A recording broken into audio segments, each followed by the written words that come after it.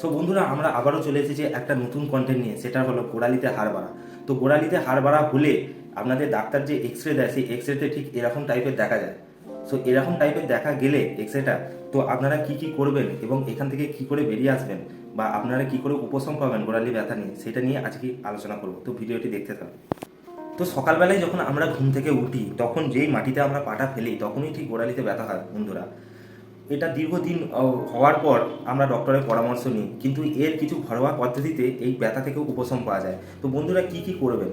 প্রথমে আপনাদের বলি যে একটা বালির যে চড় আছে, বালির যে যে জায়গায় জড়ো করা হয়ে থাকে, সেই জায়গায় হাঁটাচলা করবেন বন্ধুরা, ডেলি 2 থেকে 3 বার। দেখবেন গোড়ালির ওই ব্যথাটা অনেকটা নির্মূল হতে পারে। তো সেকেন্ড হচ্ছে, আপনাদের একটা ডেস্কিতে গরম জল করতে হবে। সেই গরম জলে ঠিক গোড়ালিটা ডুবিয়ে রাখতে হবে, যতটা আপনারা সহ্য করতে পারবেন গরম জলটা, সেই গোড়ালিটা ডুবিয়ে রাখবেন। তো বন্ধুরা, আপনারা অনেক উপশম পাবেন।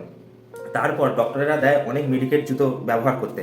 তো বন্ধুরা, বাটার যে মেডিকেট জুতো হয় বা অন্য কোম্পানি, ভালো কোম্পানির যে মেডিকেট জুতো, সেটা পরতে পারেন। অনেক দেখবেন নরম নরম যেসব জুতো, সেই সব পরলে বন্ধুরা আপনারা গোড়ালির ব্যথা থেকে নিমেষেই উপশম পেতে পারেন। থাকে তাহলে অবশ্যই কমেন্ট করে আমাদের জানাবেন যে আপনার শরীরে ঠিক কোন জায়গাটা আপনার সমস্যা হচ্ছে। আমরা অবশ্যই বিস্তারিত আলোচনা করব। সো দেখতে থাকুন ভিডিওটি এবং ফলো করতে ভুলবেন না।